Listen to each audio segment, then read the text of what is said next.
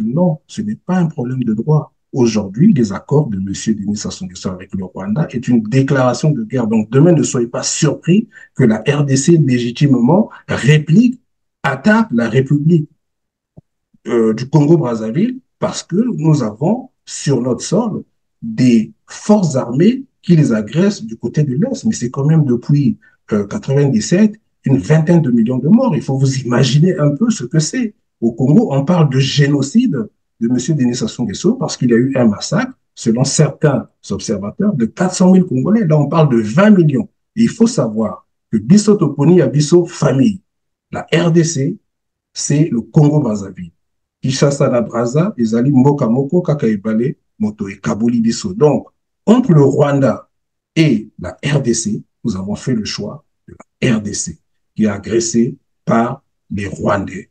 Et pour ça, nous avons à soutenir nos frères de la RDC parce que dès que la RDC tombera, il faut savoir que les Rwandais nous occuperont et nous massacreront également. Donc, faisons attention et je rappelle à ces aventuriers du gouvernement de Brazzaville que Yankena Plonaye, Yuma Pena Plonaye. Donc la base militaire que les Rwandais ont prévu d'installer à Maluku, même si M. Thierry Mongala vient nous dire qu'il va vérifier. Il va vérifier quoi? C'est-il qu'aujourd'hui, il y a des drones qu'on peut monter en un quart d'heure? Ça peut arriver en pièces détachées à Maluku et puis on bombarde. Donc, il ne faut pas que des rigolos, vous allez m'excuser, viennent nous expliquer qu'ils vont vérifier des conteneurs ou je ne sais quoi. Donc, voilà un peu, vous allez m'excuser, M. Christian Perrin, ça me met en colère parce que ça prouve que aujourd'hui, à la tête du pays, il faut se dire que c'est un gang qui a pris les attributs de l'État. Ce sont vraiment des voleurs, ce sont des bandits. Monsieur Denis Sassou Nguesso a infiltré l'Église catholique. Il y a des évêques qui, en fait, sont des agents secrets, qui ont fait le séminaire, qui ont été ordonnés prêtres, qui ont été abbés. C'est un peu normal.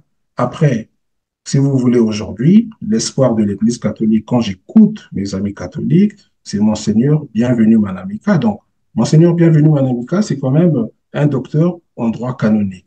Ce n'est pas aujourd'hui un archevêque qui nous vient de Pologne, d'Allemagne, qui ne connaît pas l'histoire du Congo. Monsieur Manamika ne peut pas venir et il a réitéré dans la messe qu'il a faite. Euh, les images ne me permettent pas de dire que c'était à la cathédrale, mais j'imagine, en tout cas, le dimanche qui a précédé cette rencontre avec Pauline Makosso, il a réitéré en disant ce qu'il a vu. Mais, Monseigneur Manamika, excusez-moi, ce qu'on te présente, et même dans les chansons populaires, on dit, mais il faut arrêter de venir dire aux gens ce que j'ai montré. Et là, on a bien vu que Monseigneur Manamika, en tout cas, moi, je crois que c'était quelqu'un de rigoureux. On peut avoir comme ça des moments de faiblesse, je l'entends, mais il y a eu beaucoup de légèreté. On ne peut pas venir nous dire ce qu'on m'a montré. On ne peut pas venir nous dire ça. Donc, quand il vient avec beaucoup de légèreté nous dire ça, on se dit, il y a quand même Tanguy sous roche. Monsieur Manamika est un homme comme nous, il peut se tromper. À lui de demander pardon au peuple, de dire qu'on nous a trompés.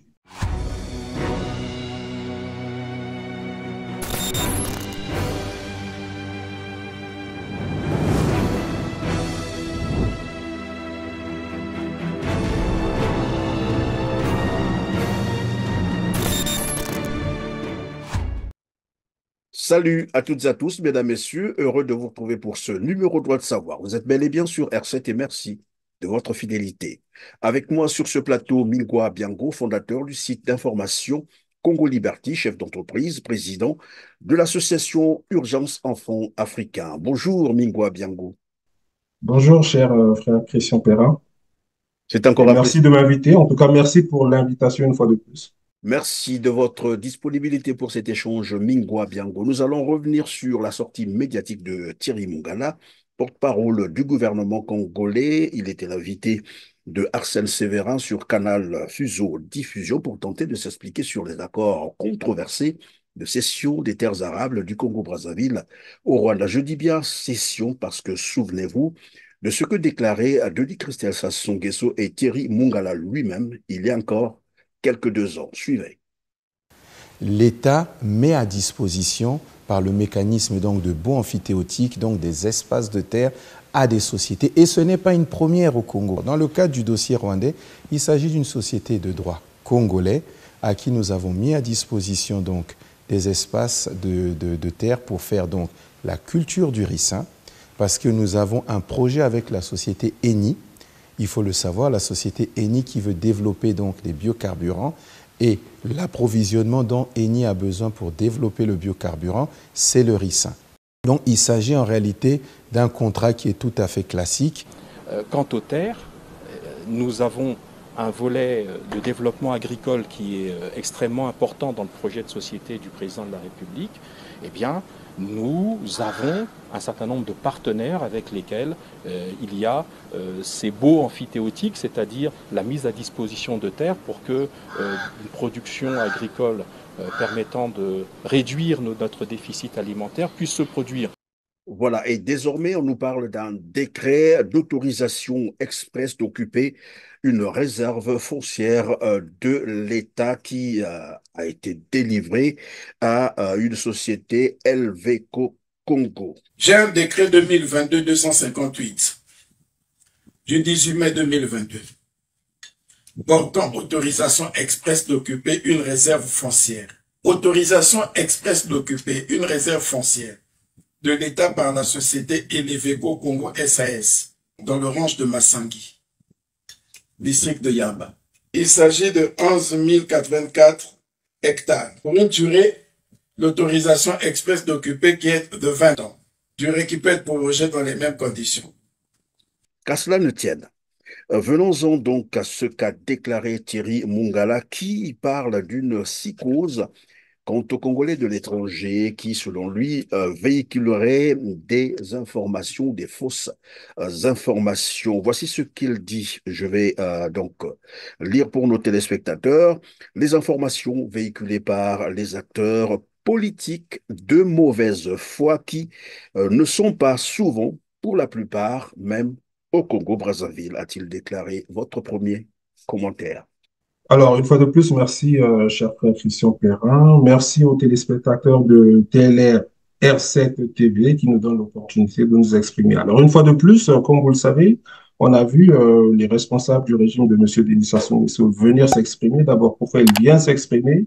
C'est parce que finalement, la population congolaise se révolte suite à cette cession des terres qui a été faite par M. Denis Sassou Nguesso au Rwanda. Alors, ce qu'il faut préciser, et à partir d'aujourd'hui, je souhaite que les Congolais parlent pas d'accord entre le Congo et le Rwanda, mais d'accord entre M. Sassou Nguesso et le Rwanda, parce qu'il ne s'agit pas du tout des Congolais ou du Congo, parce que M. Denis Sassou Nguesso, à ce jour, est un président illégitime.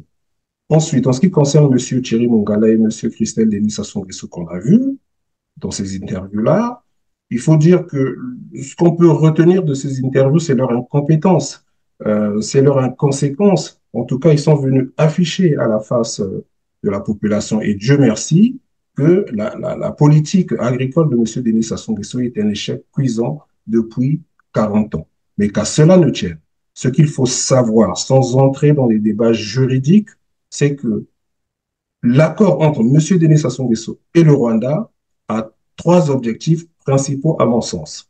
C'est, premièrement, attaquer à partir de la République du Congo, la République démocratique du Congo, à partir de la base militaire de Maluku.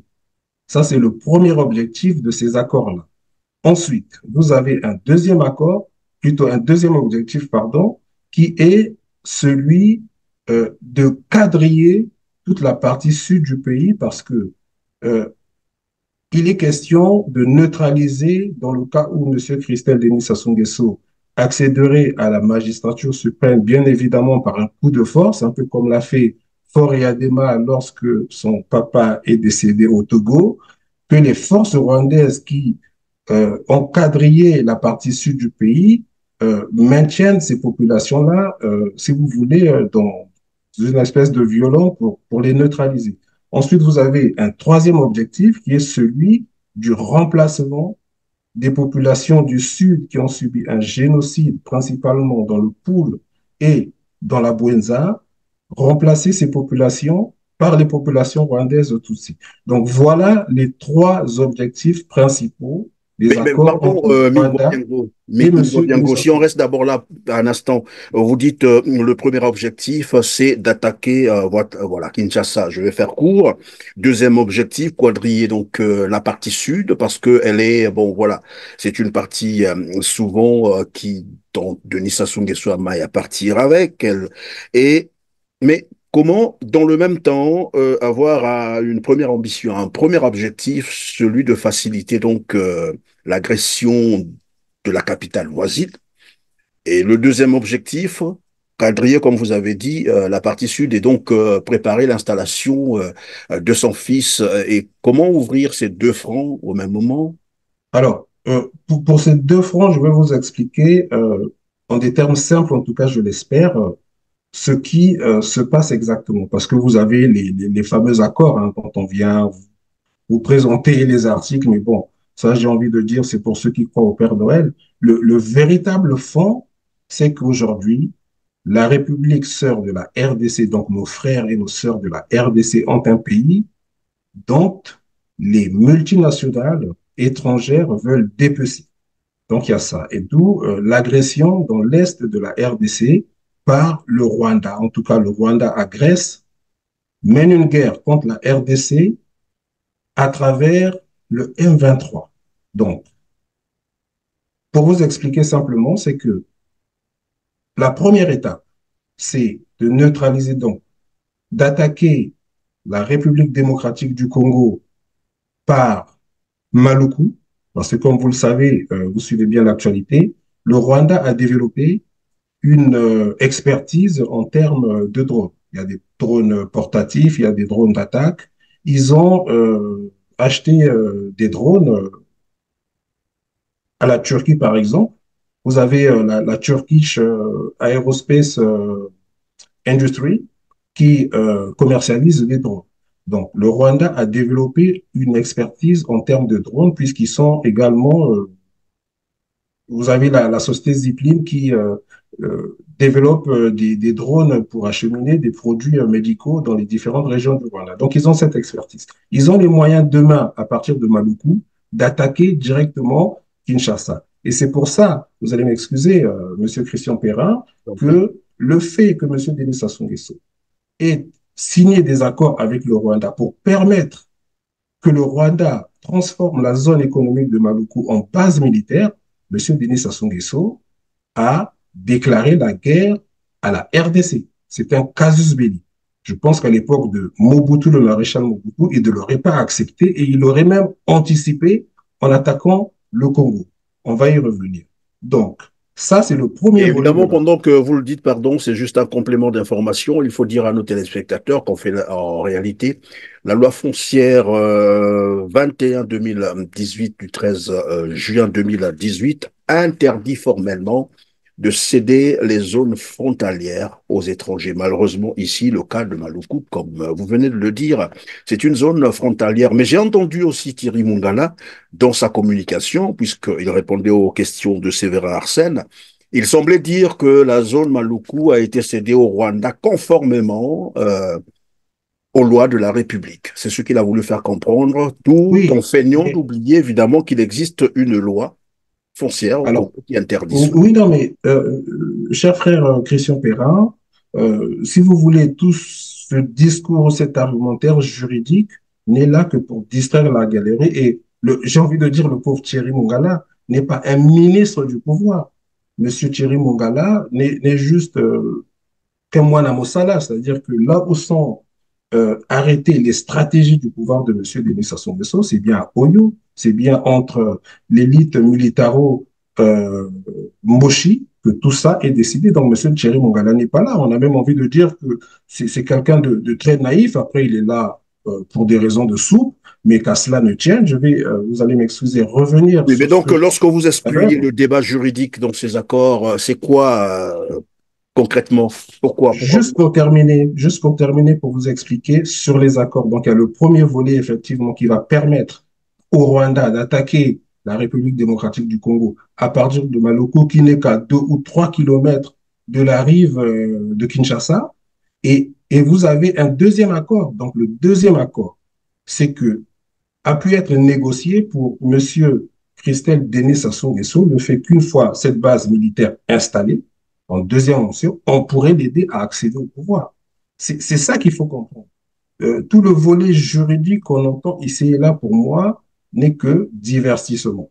Donc, comme je vous le disais, vous avez un troisième volet. Mais en tout cas, M. Thierry Mongala ne sait pas de quoi il parle parce qu'il n'est pas invité à la table de ceux qui tiennent ce pouvoir-là, en tout cas des tenants de ce pouvoir, là où sont arrêtées les stratégies pour neutraliser les Congolais, pour piller les Congolais. Donc, il n'est là que pour venir nous répéter ce qu'on veut bien lui faire dire. Ensuite, vous avez donc parlé Mais il y a de... également Anatole Colinet Makosso qui va dans le même sens que Thierry Mongala. Lui aussi, il est justement utilisé comme ça. Vous êtes en Oui, train. non, mais alors, mais bien évidemment, vous voyez bien que Monsieur Coliné Makosso est l'un des premiers ministres de Monsieur Denis Sassou Nguesso le plus transparent. J'ai pas envie de parler d'incompétence, ça serait quand même l'injurier, mais le pauvre, c'est l'un des plus transparents. Mais si vous voulez, les, l'heure est grave parce que euh, et ce qu'il faut savoir, et ça peut-être que les Congolais ne le savent pas, c'est qu'il y a une vive tension entre la République démocratique du Congo et M. Denis Sassou Nguesso. C'est pas parce que vous voyez des images où M. Tshisekedi rigole avec M. Denis Sassou Nguesso qu'il a une bonne entente. Pour vous dire, en 2023, parce que si vous voulez, la tension était arrivée pratiquement à son maximum. Monsieur Félix Tshisekedi, le président actuel de la République démocratique de RDC, a nommé comme ambassadeur au Congo-Brazzaville le patron des renseignements, donc de comment ça s'appelle, de L'ANR, l'ANR, hein, ça s'appelle, l'ANR, oui. de l'ANR, Monsieur Justin Enzo Kakwak. Vous allez sur Internet, vous allez voir. Donc, Monsieur Tshisekedi a nommé comme ambassadeur à Brazzaville le patron des renseignements de la RDC. C'est comme si Monsieur Denis Sassou Nguesso nommait à Kinshasa Monsieur Jean-Dominique Okemba. C'est un peu la même chose. Il est resté 5 mois à Brazzaville. Il vient d'être relevé de ses fonctions et il a de nouveau été nommé patron du renseignement, donc de l'ANR de la RDC. C'est pour vous dire, c'est-à-dire que Tshisekedi, le président Tshisekedi, a nommé le patron du renseignement pour qu'il vienne travailler, en tout cas qu'il fasse ses enquêtes sur place. À ce poste, Inzoun remplace Daniel Lussadissou, nommé en août 2023, qui aura passé moins d'une année à la tête des renseignements congolais.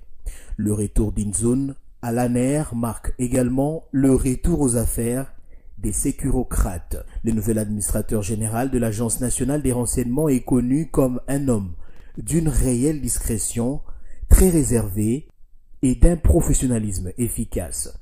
Jusqu'à son comeback à l'ANR, Justin Inzoun, qui aura pour adjoint Augustin Mulumba Nsambwa, était ambassadeur de la République démocratique du Congo au Congo-Brazzaville. Sa nomination intervient quelque temps seulement après une tentative de coup d'État survenue le mois dernier au Palais de la Nation. Aujourd'hui, il est rentré à Kinshasa et des décisions vont être prises pour, si vous voulez, parce qu'il y a deux tendances du côté de la RDC.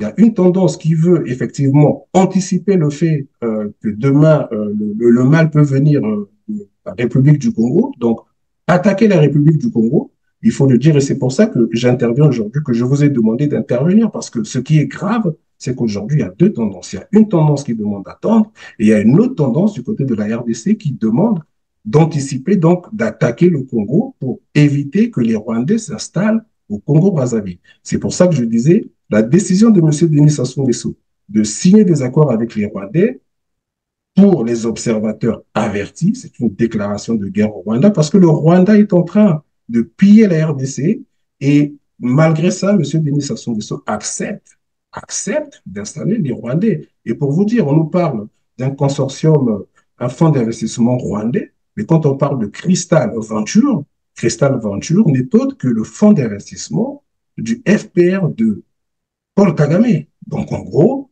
On est en train C'est le d'installer, bras financier de... c'est le bras financier.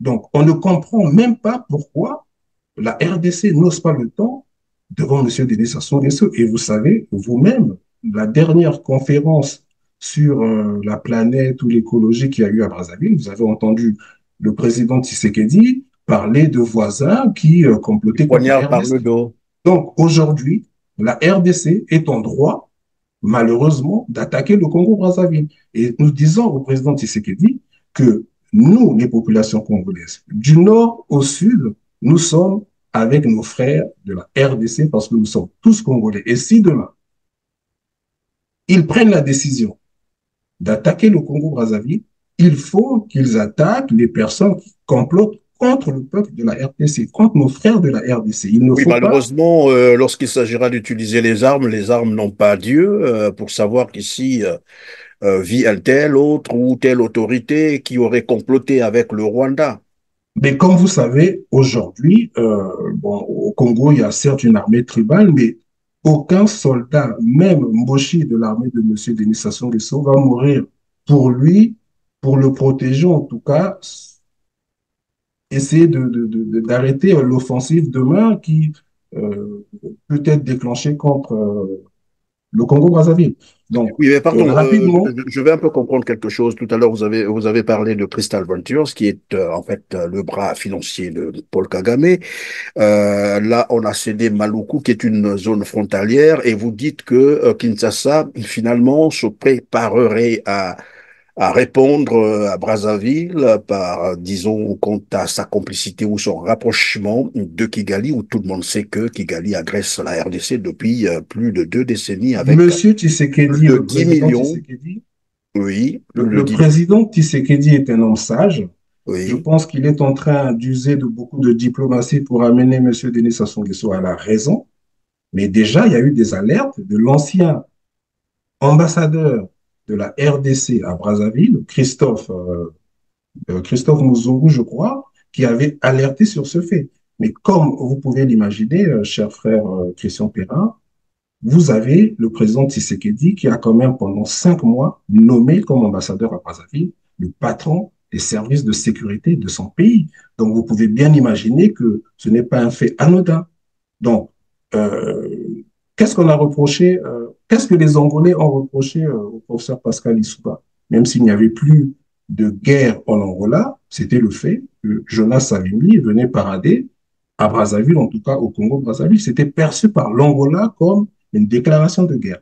Et aujourd'hui, les Évidemment, Congolais, c'était l'idée soutenue par Denis Sassou Nguesso et ses alliés auprès et pour vous du dire, Rwanda. c'était une faute politique que le professeur Lissouba n'aurait pas dû commettre. Ce que M. Denis Sassou fait aujourd'hui avec le Rwandais est même plus grave que ce que le professeur Pascal Lissouba avait fait. Mais aujourd'hui, c'est vrai que la RDC ne veut peut-être pas ouvrir un deuxième front. Mais en tout cas, ce que les Congolais doivent savoir, ils sont en train de pérorer sur des accords, sur le juridisme. Ce qu'il faut savoir, c'est qu'aujourd'hui, le Congo-Brazzaville, par l'intermédiaire de M. Denis Sassou Nguesso et son fils, suite aux accords entre leur famille et le Rwanda, ont déclaré la guerre à la RDC. Oui, mais lorsque vous excluez, je reviens là-dessus, le côté juridique de ces accords, est-ce parce que le pouvoir de Denis Sassou Nguesso est illégitime ou simplement parce que les accords ne tiennent pas, disons, en fonction de la loi fondamentale, bien sûr, du Congo-Brazzaville. Je parle là de la Constitution qui, bon, tout le monde le dit et le répète tous les jours, a été violée. Monsieur Christian Perrin, cher frère, et quand on évoque ce volet-là, moi, ça me met en colère. Vous allez m'expliquer, de vous dire que je suis en colère parce que je ne peux pas comprendre que des Congolais, suite à ces accords, tombent dans un intellectualisme, dans un juridisme. Mais la loi n'est pas opposable à M. Denis Sassou Nguesso puisqu'il a piétiné la Constitution de 1992. À qui ceux qui se réclament opposants s'adressent-ils lorsqu'ils viennent nous parler que ces accords n'ont pas été ratifiés par le Parlement de M. Denis Sassou Nguesso? Aujourd'hui, comme on le sait, ce Parlement a été critiqué par les mêmes qui ont dit que comment se fait-il qu'ils ont levé l'immunité parlementaire dernièrement du député Moani? c'est les mêmes parlementaires qui, demain, vont modifier la Constitution pour créer un poste de vice-président auquel est promis M. Christelle Denis Sassou Nguesso. Donc là, ils nous diront quoi? Ils nous diront, ah oui, mais finalement, là, ils sont plus légitimes. Non. M. Denis Sassou Nguesso n'écoute que la force. Lorsqu'on parle de la constitution de M. Denis Sassou Nguesso, pour justifier que ces accords sont illégaux, excusez-moi de le dire, Congolais Zoba. Quels sont ces intellectuels qui viennent nous faire des cours de droit pour nous expliquer ci, pour nous expliquer ça? Le problème n'est pas là. Ou vous êtes complice de M. Denis Sassou Nguesso très clairement, et M. Denis Sassou Nguesso, pour nous, comme le rappelle le général Mbaou, c'est un pouvoir illégitime.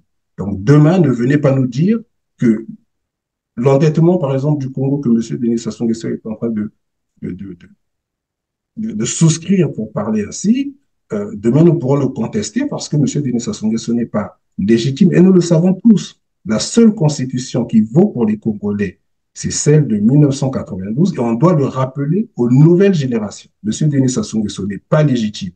Chers frères de l'opposition, arrêtez de venir justifier que les accords entre M. Denis Sassou Nguesso et le Rwanda ne respectent pas la Constitution. J'ai même vu un frère sur votre chaîne que je suis tous les jours venir nous expliquer, vu l'article 2, mais attendez, vu l'article de quoi? Ces gens-là, en tout cas, il y en a plusieurs qui aujourd'hui ont accepté de faire M. Denis Sassou Nguesso, c'est leur problème. Mais pour des opposants comme nous, pour des citoyens engagés comme nous, M. Denis Sassou Nguesso est illégitime. Donc ce débat d'intellectuels, j'ai envie de le dire, et de mauvais goût, et quelque part conforte M. Denis Sassou Nguesso, et excusez-moi de le dire, Congolais Zoba, pas intellectuel congolais Zoba. En tout cas, pas tous, mais la majorité, en tout cas ceux qui viennent. C'est même paradoxal de parler au parce que je suis en colère et de Zoba. contre ces intellectuels qui viennent divertir les Congolais avec du juridisme.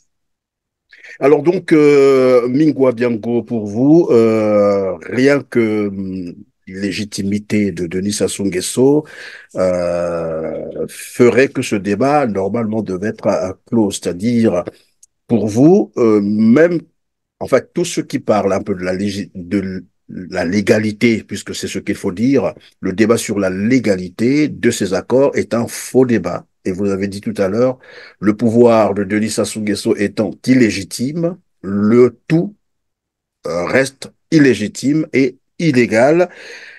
Alors, cela aussi veut dire que même quand les gens réclament un référendum, parlent de la ratification de ces accords par le Parlement, et c'est ce que j'ai semblé comprendre, vous dites que, bon, le Parlement est acquis à M. Denis Sassou Nguesso, il peut en faire ce qu'il veut. Le référendum, il peut réitérer voilà l'épisode de 2015, c'est-à-dire violer la Constitution et organiser un référendum en marchant encore sur les corps des Congolais comme il a fait en octobre 2015. Ça ne changera rien et à ce moment-là, les gens seront devant un fait accompli. Mais alors, mais puisque on parle de ces accords, oui, Biango. Oui, non, j'allais juste vous dire, mais c'est une parenthèse. Si j'étais de l'autre côté de la caméra, si je jouais votre rôle, vous qui étiez au pays en 2015, je vous aurais posé la question, est-ce que vous trouvez ça normal? Mais bon, en tout cas, j'ai envie de dire aux Congolais, tous ceux qui viennent vous parler de droit concernant les accords entre M. Denis Sassou Nguesso et le Congo et le Rwanda sont consciemment ou inconsciemment des complices de M. Denis Sassou Nguesso. Retenez-le. On n'est pas dans des cours de droit où on doit venir nous expliquer tel alinéa, tel article. Non, ce n'est pas un problème de droit. Aujourd'hui, les accords de M. Denis Sassou Nguesso avec le Rwanda est une déclaration de guerre. Donc demain, ne soyez pas surpris que la RDC légitimement réplique, attaque la République du Congo-Brazzaville parce que nous avons sur notre sol des forces armées qui les agressent du côté de l'Est. Mais c'est quand même depuis 1997 une vingtaine de millions de morts. Il faut vous imaginer un peu ce que c'est. Au Congo, on parle de génocide de M. Denis Sassou Nguesso parce qu'il y a eu un massacre, selon certains observateurs, de 400 000 Congolais. Là, on parle de 20 millions. Et il faut savoir que Bisso Toponi a Bisso famille. La RDC, c'est le Congo-Brazzaville. Kinshasa na Brazza, Ezali Mboka Moko, Kaka Ebale, Moto et Kabouli Bisso. Donc, entre le Rwanda et la RDC, nous avons fait le choix de la RDC, qui est agressée par les Rwandais. Et pour ça, nous avons à soutenir nos frères de la RDC parce que dès que la RDC tombera, il faut savoir que les Rwandais nous occuperont et nous massacreront également. Donc, faisons attention et je rappelle à ces aventuriers du gouvernement de Brazzaville que Yankena Plonaye, Yuma Pena Plonaye. Donc, la base militaire que les Rwandais ont prévu d'installer à Maluku, même si M. Thierry Mongala vient nous dire qu'il va vérifier. Il va vérifier quoi? C'est-il qu'aujourd'hui, il y a des drones qu'on peut monter en un quart d'heure? Ça peut arriver en pièces détachées à Maluku et puis on bombarde. Donc, il ne faut pas que des rigolos, vous allez m'excuser, viennent nous expliquer qu'ils vont vérifier des conteneurs ou je ne sais quoi. Donc, voilà un peu, vous allez m'excuser, M. Christian Perrin, ça me met en colère parce que ça prouve que aujourd'hui, à la tête du pays, il faut se dire que c'est un gang qui a pris les attributs de l'État. Ce sont vraiment des voleurs, ce sont des bandits. Et pour rebondir sur les différentes interviews, vous savez, aujourd'hui, heureusement, nous avons des statistiques du ministère du Commerce du Congo-Brazzaville. Donc, des statistiques euh, du commerce extérieur sont en ligne, vous pourrez vérifier. Le Congo importe pour 1,6 milliard de, de, de dollars. Voilà. Et tous les trimestres, selon les statistiques du ministère du Commerce, qui ne sont pas les miens, le Congo exporte pour 200 milliards de viande et abats. Vous vous imaginez, 200 milliards pour le poisson, et je peux même vous dire, ces viandes et ces abats sont impropres à la consommation. Ce sont les poulets Wilkie, ce sont des tripes, des abats, des makosso qu'on ne trouve pas dans les supermarchés en Occident. Donc, ce sont des déchets qu'on envoie en Afrique. Donc, on dépense tous les trimestres 50 milliards pour acheter cette merde, vous allez m'excuser. Pour le poisson, on est en gros tous les trimestres à 100 milliards de francs CFA. Pourquoi je vous en parle? Je vous en parle pour vous montrer que la politique agricole de M. Denis Sassou Nguesso pendant 40 ans a été un échec.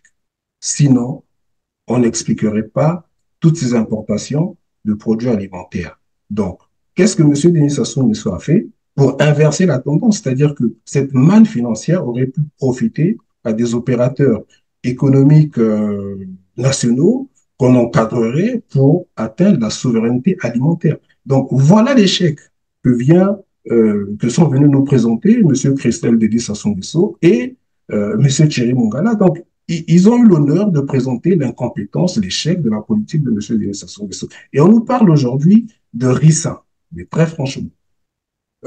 Seuls vous allez m'excuser, hein, je suis vraiment très en colère. Seuls les imbéciles. On a parlé de je crois, cinq zones qui ont été attribuées pour la culture du ricin. Seuls les imbéciles, je précise bien, seuls les imbéciles peuvent croire que la société italienne Eni a besoin de biocarburants. Pourquoi je vous le dis? Aujourd'hui, les producteurs d'énergie fossile, donc du pétrole, on l'a encore vu à la COP qui s'est passée, je pense, à Dubaï ou en Arabie Saoudite, où elles sont accusées de polluer la planète. Donc, c'est ce qui a emmené la société française Total de changer de nom en Total Énergie. Aujourd'hui, quand vous voyez toutes les publicités de Total qui est devenue Total Énergie, on parle d'énergie au pluriel parce que ils communiquent beaucoup sur les éoliennes pour essayer de montrer qu'ils font des efforts pour passer d'une énergie à une autre, mais on sait bien que leur cœur de métier, c'est le pétrole. Eni, aujourd'hui, vous parle de bioéthanol, juste pour des réseaux de communication. Donc, on vient nous dire aujourd'hui qu'on va planter du ricin parce que Eni veut développer du bioéthanol. C'est juste de la communication. Aujourd'hui, il est même grave de mettre à la disposition de multinationales des terres pour produire du bioéthanol, mais on met à la disposition des terres pour nourrir les humains. Pour nourrir les humains. Donc, quand vous voyez ça, vous vous dites, mais ces gens-là sont tombés sur la tête. Après, amende honorable à Eni de communiquer pour essayer un peu de verdir son image. Mais on aurait pu dire à Eni, vous êtes bien gentil, aidez-nous, un peu comme à l'époque l'avait fait Agri Congo avec la société, je pense que c'était Elf à l'époque, développer avec nous, aidez-nous à développer des cultures vivrières, par exemple, de cycle court. Il y a le maïs, il y a le manioc. Donc, Quand vous entendez M. Thierry Bongala, qui représente bien évidemment le gouvernement, on va pas, de M. Sassou Nguesso, on ne va pas le charger. Quand vous écoutez M. Denis Christel Sassou Nguesso, vous vous dites, oh mon Dieu, qu'est-ce que le Congo a fait pour mériter de tels dirigeants qui, c'est vrai, ont usurpé illégitimement les fonctions de l'État, mais ils auraient quand même pu faire des choses intéressantes. Donc, quand vous voyez tout ça, vous vous dites, la seule solution, chers compatriotes, c'est de faire partir ces voyous du Congo, du pouvoir. Si on entre dans des débats, parce que je pense que tous ces débats que ceux qui se revendiquent opposants tiennent à ce sujet, c'est tout simplement le fait qu'on a été incapable de mettre fin à ce pouvoir. En La fait, vous seule êtes en façon train de dire d'arrêter tout tous ça, les débats qui tournent autour de l'opposition ou de la légalité ou non de ces accords, c'est une façon de conforter le pouvoir de Brazzaville, bien qui évidemment, est un pouvoir illégitime. C'est cela, c'est ce que j'ai bien cru comprendre. évidemment. Et bien évidemment, il faut, lorsque ses frères ou sœurs viennent avec des arguments juridiques, euh, argumenter sur le fait que ces accords sont illégitimes, il faut également qu'ils nous démontrent depuis quand M. Denis Sassou Nguesso a respecté les La lois et règlements Constitution ou de la la loi. République. Il ne l'a jamais. Donc, voilà, c'est-à-dire, on vient argumenter sur une chose, et c'est les mêmes qui, hier, nous disaient que c'est un Parlement illégitime. On vous parle de Constitution. Bon, bref, il faut laisser ça pour. Ils doivent s'adresser aux enfants qui sont nés après la guerre, qui ne connaissent pas bien l'histoire du Congo, parce qu'elle n'est pas enseignée.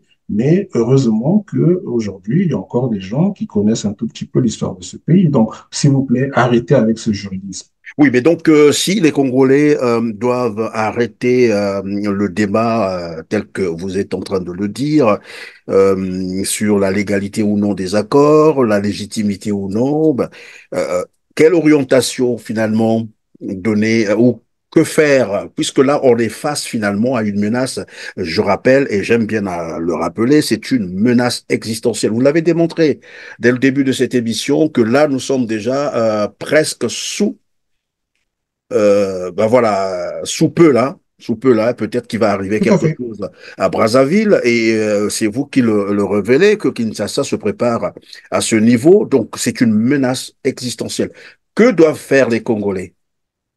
Mais en tout cas, ce que doivent faire les Congolais, nous, pour notre part, nous avons eu des contacts avec les autorités de la RDC, en tout cas de nos frères, pour leur expliquer. Et moi-même, j'ai diffusé une lettre ouverte que j'ai faite à son Excellence le président Étienne Tshisekedi pour lui demander si demain, il y a ce type d'intervention, parce que nous suivons ces dossiers, aujourd'hui on s'exprime parce qu'on sait que l'heure est grave, si demain, il y a une intervention de légitime défense de la RDC, mais qu'elle fasse, comme on dit, en termes de guerre, des frappes chirurgicales. Il ne faut pas que les populations congolaises, principalement, tout ça va encore se retourner contre les populations du sud du pays, parce que dernièrement, vous avez bien vu qu'il y a des obus qui sont tombés en Pissa, suite à ce qu'on a présenté comme un coup d'État du côté de Kinshasa. Et on a bien vu que le repli euh, de Les ces assaillants, putschistes-là oui. se faisait du côté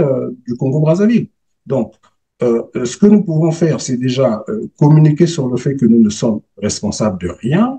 Et puis ensuite, euh, ben, la seule chose que nous avons à faire, c'est de nous organiser pour mettre fin à ce régime de criminels et ensuite organiser un Bongi pour une transition démocratique et pacifique au Congo-Brazzaville. Donc vous Après, êtes en je ne train vais de pas dire, ici vous étaler Mingwa, les que stratégies qui sont les nôtres. voilà, vous êtes en train de dire que le repli des assaillants qui ont tenté un coup d'État, entre guillemets, à Kinshasa vers Brazzaville, n'est pas un hasard parce que évidemment il faut rappeler que la RDC a 9 frontières, c'est ça. Pourquoi avoir donc choisi Brazzaville? Et vous dites c'est un repli. En tout cas, des images que nous avons vues vidéo, on a même tiré contre des poutistes qui étaient tombés à l'eau. Donc, on était bien du côté du fleuve. On était bien du côté de la rive gauche Kinshasa. Donc, ces rebelles dans des hors-bords, hein, il y avait même des citoyens américains, dont je pense même le fils du principal assaillant, M. Malanga. Je crois qu'il y avait son fils dans l'un des hors-bords qui s'enfuyait du côté de la République du Congo. Donc, Ça, ce sont des faits qui ne trompent pas. Monsieur Denis Sassou Nguesso aujourd'hui a 80 ans ou un peu plus, puisqu'il a rectifié son âge. Il va nous laisser dans des problèmes incommensurables. Donc, quand on appelle tous les Congolais à prendre leurs responsabilités, c'est y compris l'armée Mboshi qui protège M. Denis Sassou Nguesso. Il faut que cette armée-là mette Sassou Nguesso hors d'état de nuire parce que ce monsieur va laisser des problèmes qui seront demain des nœuds gordiens. Donc, que les militaires déposent M. Denis Sassou Nguesso, ensuite qu'ils appellent toutes les forces du pays pour que nous discutions enfin de l'avenir de notre pays. Et s'ils ne le font pas, vous allez m'excuser d'en arriver là. Vous savez qu'aujourd'hui, on va se dire des choses très clairement.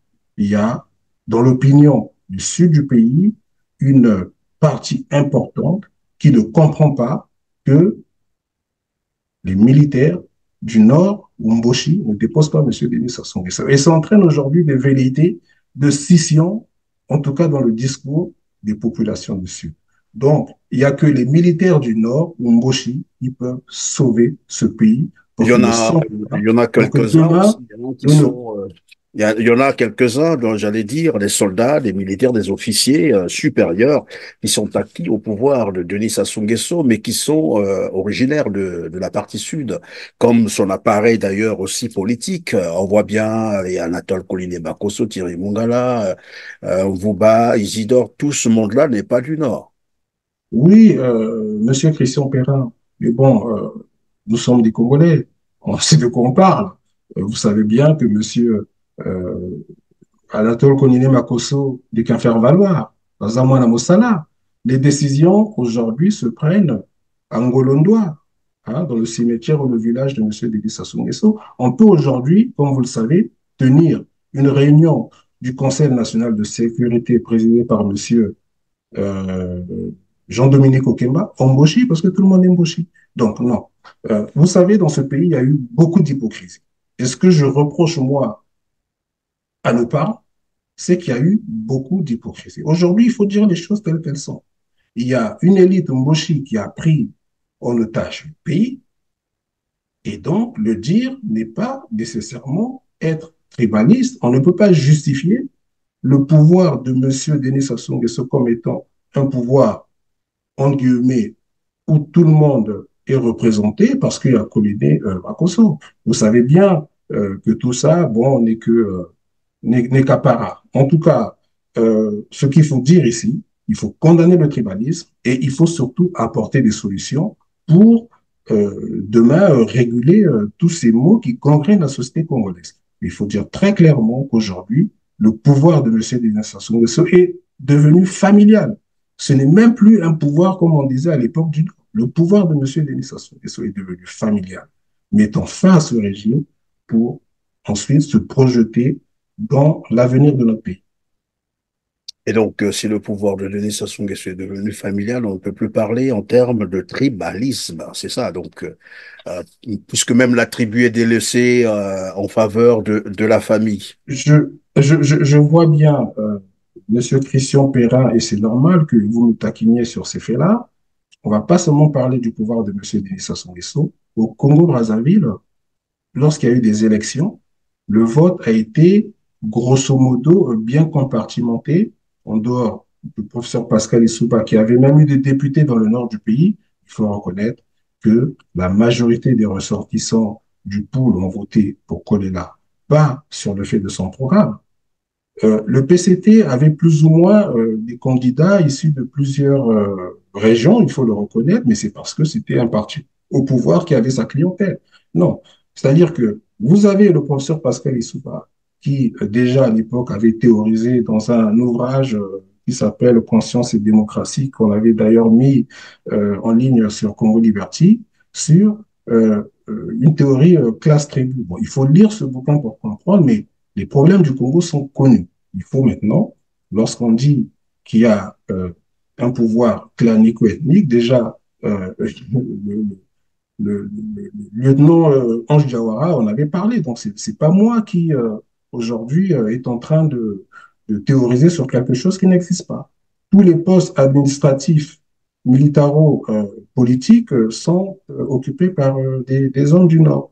Aujourd'hui, comme vous le voyez, la SNPC de M. Ominga, je crois, a fait un don au Parti congolais du travail. Donc, ils ont financé le siège du PCT à Oyo. Donc, ça, vous ne pouvez pas le nier. Il faut dénoncer ça et ensuite apporter des solutions. Et des solutions, nous les avons. Les solutions, vous les avez. On va donc terminer. Nous sommes à la fin de l'heure. Alors, vous êtes aussi président de l'association Urgence Enfants Africains. Un mot, l'évolution. Quoi de neuf dans l'association? Alors, dans notre association Urgence Enfants Africains, nous sommes une organisation humanitaire panafricaine. Nous ne soignons pas que des enfants congolais, mais nous soignons également des enfants africains. Nous avons aujourd'hui des enfants camerounais et guinéens que nous allons évacuer en France pour des problèmes de pathologie qui ne peuvent être soignés dans leur pays d'origine. Nous distribuons des kits scolaires dans quelques pays africains. En tout cas, vous verrez notre actualité à la rentrée en ce qui concerne la campagne des kits scolaires. Donc, aujourd'hui, nous travaillons sur le plan panafricain.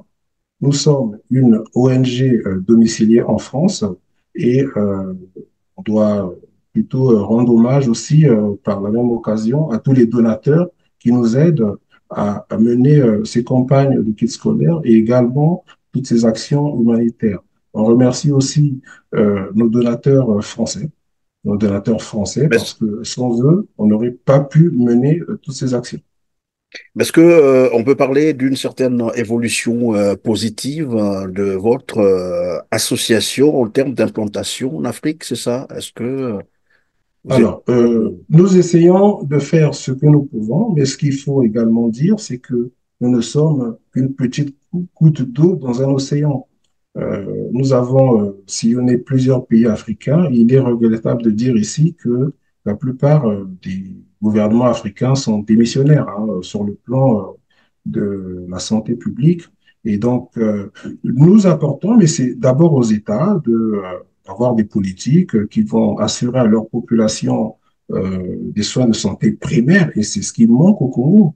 C'est ce qui manque dans plusieurs pays africains. C'est-à-dire que nous, notre objectif, c'est de soigner, il faut bien que les gens l'entendent, c'est de soigner des enfants africains qui ne peuvent être soignés dans leur pays d'origine.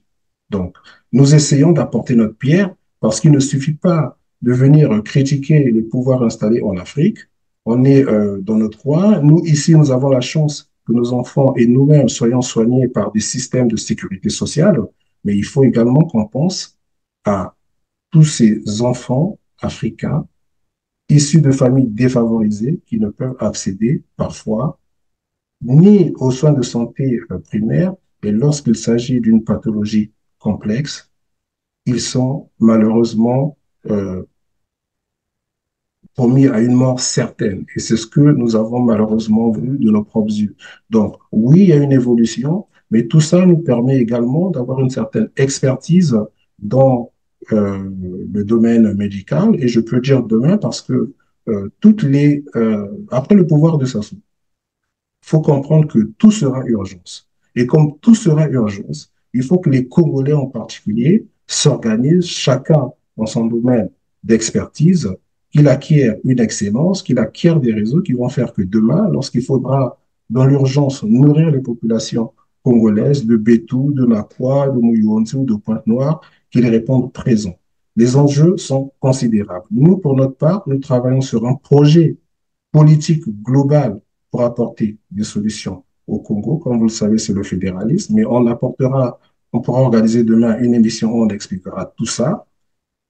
Et si vous voulez, il faut que d'autres Congolais, par exemple, dans l'agriculture, ceux qui réfléchissent dans l'éducation nationale, par exemple, en tout cas, voilà. C'est ça demain qui sera les urgences au Congo. Et il ne faut pas penser que le départ de Sassou va signifier, oui, un espoir de développement, mais si nous ne nous organisons pas, malheureusement, les populations vont rapidement nous caillasser. Merci Mingwa Biango, mais je vais donc vous poser la toute dernière question qui vous permettra également de conclure. Ce sera là aussi votre mot de la fin pour cette émission. Un mot sur le communiqué dressé par, ou le communiqué des évêques du Congo-Brazzaville, la conférence des évêques du Congo-Brazzaville qui a rencontré Anatole Koliné Makosso à la sortie, bien sûr, au sortir de cette rencontre. Ils ont publié un communiqué qui, mais finalement, a eu un écho, j'allais dire, tout à fait négatif dans l'opinion congolaise. Ben, écoutez, oui, tout à fait. Moi, le premier, j'ai été surpris, enfin surpris en guillemets, parce que bon, on a bien vu lorsque l'archevêque de Brazzaville, Monseigneur Milandou, Anamika, a non, Milondo Milando, a quitté ses fonctions, faire un discours où il dit, pendant qu'il a occupé cette fonction, il n'a jamais eu de problème avec M. Denis Sassou Nguesso. Bon, il faut dire aussi que M. Denis Sassou Nguesso a totalement infiltré et corrompu l'Église catholique congolaise. Je ne dis pas là que tous les évêques sont corrompus, mais on sait, et vous le savez, cher frère Christian Perrin, que l'Église catholique est corrompue. Comment comprendre que aujourd'hui le cardinal Ebin Biaenda n'ait pas été béatifié euh, ou béatifié? Voilà, c'est ça. Comment expliquer que le dossier au niveau du Vatican est déjà instruit? Pourquoi ce dossier n'aboutit pas? Mais c'est parce que l'Église catholique congolaise n'en fait pas son cheval de bataille. C'est tout simplement ça. Mais pourquoi ils ne le font pas? Parce que l'assassin du cardinal Élie Biaïna est encore en vie et que lui-même a corrompu euh, le Vatican à travers les cardinaux italiens. C'est ça la réalité. Donc, lorsqu'on va au bout de la béatification d'un saint catholique, on explique à la communauté catholique mondiale comment cette personne a été est décédée, tout simplement. Et là, on va commencer à expliquer comment les choses se sont passées au Congo-Brazzaville. C'est ça la réalité. Et donc, j'ai envie de dire aux évêques congolais, occupez-vous de la béatification du cardinal Émile Biaïda, vous rendrez service aux Congolais et par la même occasion, on expliquera dans quelles conditions et comment et pourquoi a été assassiné le cardinal Émile Biaïda. Mais qu'est-ce que les évêques font? Pourquoi ils sont aujourd'hui discrédités? Quand on les voit aller manger avec gloutonnerie à la table de M. Ndengue, M. Ndengue, c'est quand même euh, un militaire de M. Denis Sassou Nguesso qui est accusé de crimes contre l'humanité. On les voit manger vraiment en toute légèreté à la table de M. Ndengue. Ce n'était pas un événement privé. Ils sont comme allés, aller manger à la table du diable, car bon, voilà, ils vont manger à la table du diable. Est-ce qu'il faut savoir aujourd'hui? Monsieur Denis Sassou Nguesso, on peut l'accuser de tout, c'est-à-dire que dans son incompétence, et c'est une réalité, mais en termes de renseignement, c'est quand même quelqu'un qui excelle, qui a excellé, qui excelle. Ce qu'il faut savoir, c'est que dans les renseignements, dans le monde entier, s'il y a une institution qui est que les États, en tout cas occidentaux, cherchent à infiltrer et ont infiltré, c'est le Vatican. Pourquoi le Vatican? Parce que, comme vous le savez, toutes les chapelles catholiques remontent les informations au Vatican. Et avoir des espions au Vatican, c'est avoir une source d'information gratuite et importante. Et pour vous dire, c'est-à-dire que les pays de l'Est à l'époque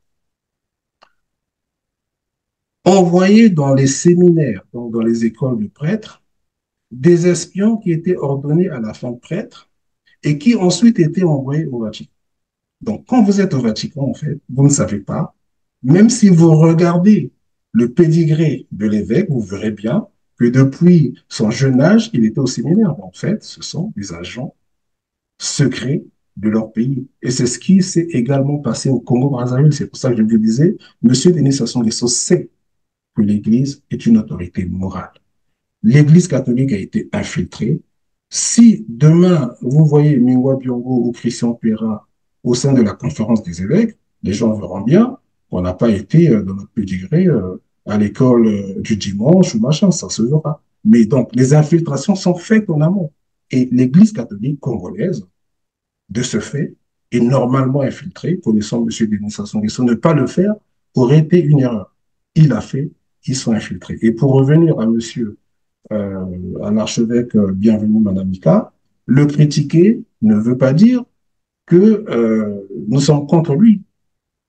Il a quand même rapidement acquiescé, en tout cas validé ce que le pouvoir de M. Denis Sassou Nguesso lui a présenté.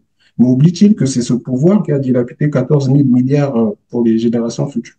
Oublie-t-il que c'est ce pouvoir qui a assassiné son prédécesseur, le cardinal Émile Biayenda, Santo Subito? Donc, il y a eu beaucoup de légèreté. Moi, je n'irai pas dire s'ils sont complices ou pas, mais en tout cas, l'Église catholique et au petit lait de M. Denis Sassou Nguesso, c'est une évidence, d'autant plus que lui-même se déclare catholique. Et est-ce que vous avez eu l'impression, comme le disent certains observateurs, que le communiqué a été d'un narratif du PCT? Mais ça ne me surprend pas parce que je vous ai expliqué que M. Denis Sassou Nguesso a infiltré l'Église catholique. Il y a des évêques qui, en fait, sont des agents secrets, qui ont fait le séminaire, qui ont été ordonnés prêtres, qui ont été abbés. C'est un peu normal. Après, si vous voulez aujourd'hui, l'espoir de l'Église catholique, quand j'écoute mes amis catholiques, c'est Monseigneur Bienvenu Manamika. Donc, Monseigneur Bienvenu Manamika, c'est quand même un docteur en droit canonique. Ce n'est pas aujourd'hui un archevêque qui nous vient de Pologne, d'Allemagne, qui ne connaît pas l'histoire du Congo. Monsieur Manamika ne peut pas venir et il a réitéré dans la messe qu'il a faite. Euh, les images ne me permettent pas de dire que c'était à la cathédrale, mais j'imagine, en tout cas, le dimanche qui a précédé cette rencontre avec Pauline Makosso, il a réitéré en disant ce qu'il a vu. Mais, Monseigneur Manamika, excusez-moi, ce qu'on te présente, et même dans les chansons populaires, on dit, Nyos ezali kongenga, ezali wolote. Mais il faut arrêter de venir dire aux gens ce que j'ai montré. Et là, on a bien vu que Monseigneur Manamika, en tout cas, moi, je crois que c'était quelqu'un de rigoureux.